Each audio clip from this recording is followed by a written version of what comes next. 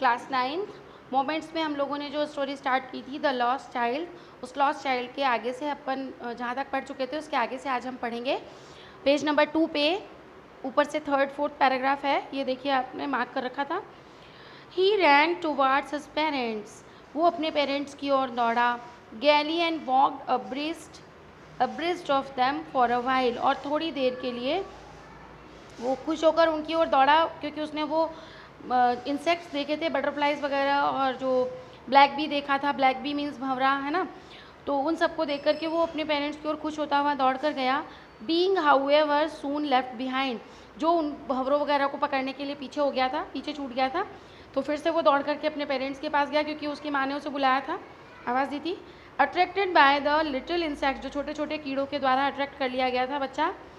And worms along the footpath, जो footpath पर साथ साथ उनके जो कीड़े वगैरह चल रहे थे, that were teeming out from their hiding places, जो अपने छुपे हुए उन स्थानों से बाहर आ गए थे। टू एन्जॉय द सनशाइन, सूर्य की रोशनी को एन्जॉय करने के लिए। कम चाइल्ड कम, आओ बेटा आओ। His parents called from the shade of a grove, grove होती है झाड़ी, उसके पेरेंट्स ने उन्हें ग्रोव से, झाड़ी के पास से वहाँ आवाज़ लगाई उसे कि आओ बेटा आओ। वेयर दे हैड सीटेड, जहाँ पर वो बैठे हुए थे, अपने आप को उन्होंने बिठा लिया था, themselves on the edge of a well, एक कुएं की मुंडेर पे, यानी कुएं के किनारे पर वो बैठे हुए थे। ही रैन टुवार्ड्स देम, और वो दौड़कर उनके पास गया। A shower of young flowers, छोटे छोटे नए जो पौधे फूल थे वो उसके ऊपर शार, एकदम बौछार के जैसे गिरे। फेल अपॉन द चाइल्ड, उस बच्चे के ऊपर गिरे। As he entered the grove, जैसे ही वो झाड़ी के अंदर एंटर हुआ। एंड फॉरगेटिंग हिज पेरेंट्स, और वो अपने पेरेंट्स को भूल गया। He began to gather the raining petals, और उसने इकट्ठा करना शुरू कर दिया। ही बिगन सेकेंड फॉर्म है, तो उसने गैदर करना यानी इकट्ठा करना शुरू कर दिया। किसको? रेनिंग पीटल्स, रेनिंग यानी बारिश की तरह गिरते हुए, पीटल्स यानी पत्तियाँ, इन हिज हैंड, पत्तियों को अपने हाथों में इकट्ठा करना शुरू कर दिया। बट लो यहाँ पर देखिए कोई मीन्स नहीं है, कोई वर्ड नहीं है, जैसे कई बार अपने मुंह से एक साउंड निकल जाता है ना, ओहो, इश, तो ये जो साउंड्स होते हैं इनका सिर्फ एक मीन होता है, इन साउंड्स का कोई मतलब नहीं होता। तो उसने क्या कहा, ओह ये, he heard the cooing of doves, उसने डव्स यानी कोयल की कूकने की आवाज़ को सुना। And ran towards his parents, और अपने पेरेंट्स की ओर दौड़ा। शाउटिंग, चिल्लाते हुए, द डव, अरे कोयल बोली।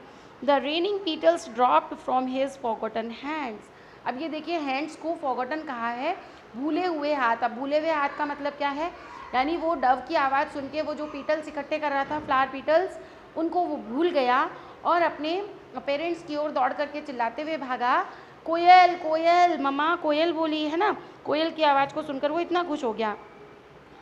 कम चाइल्ड कम, आओ बेटा आओ। They call to the child, उन्होंने बच्चे को पुकारा। Who had now gone running in wild capers round the banyan tree, wild capers जो जंगली एक बेल थी जो बनियन ट्री के चारों ओर लिपटी हुई थी, है ना, वो लोग उधर की तरफ जा चुके थे। And gathering him up they took the narrow, और वो लोग वहाँ पर इकट्ठे हुए। विंडिंग फुटपाथ, कहाँ, उधर से कहाँ गए वो, हवादार फुटपाथ की ओर। Which led to the fair, जो किधर जा रहा था, फेयर की ओर, मेले की ओर। थ्रो द मस्टर्ड फील्ड्स, कहाँ से होकर जा रहा था, थ्रो यानी द्वारा, कहाँ से होते हुए, वाया किधर से था, मस्टर्ड फील्ड्स के बीच में से होकर के जो रास्ता किधर जा रहा था, फेयर की ओर, उस रास्ते की ओर वो सभी चल पड़े। तो यहाँ तक आपने पढ़ा है, पेज नंबर 2 फिनिश हो रहा है, पेज नंबर 3 की ओर चलते हैं।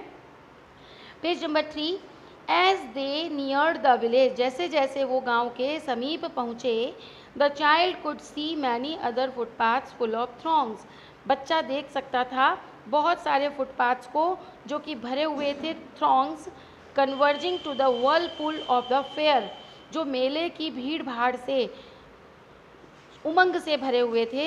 And felt at once repelled and fascinated by the confusion of the world he was entering, और यहाँ पर वो आकर्षित था बहुत ज़्यादा, और कुछ कन्फ्यूजन भी था उसे। किस चीज़ का कन्फ्यूज़न था, कि जिस तरह के वो संसार में प्रविष्ट हो रहा था, किस तरह का संसार था, भीड़ भाड़ से भरा हुआ, तरह तरह की आवाज़ें आती हैं। मेलों में आप कई बार गए हैं, आप लोग राजस्थान के बच्चे हैं तो मेले तो बहुत अच्छे से जानते होंगे कि मेले जो है, मेलों में कितना शोरगुल होता है। चारों तरफ ह्यूमैनिटी क्लैड दिखता है, मनुष्य ही मनुष्य, सिर ही सिर दिखाई देते हैं, दूर दूर तक भीड़ ही भीड़ दिखाई देती है। तरह तरह की आवाज़ें, ध्वनियाँ, जो बच्चे झूले पर झूल रहे होते हैं वो तरह तरह की आवाज़ें निकालते हैं, शोर करते हैं। तो इसी तरह का कुछ वहाँ का भी वातावरण था और वो बच्चा उस वातावरण से बहुत ज़्यादा अट्रैक्टेड था, फैसिनेटेड था। तो इसके आगे हम नेक्स्ट वीडियो में पढ़ेंगे। यहाँ तक आप लोग अच्छे से रीड करिएगा।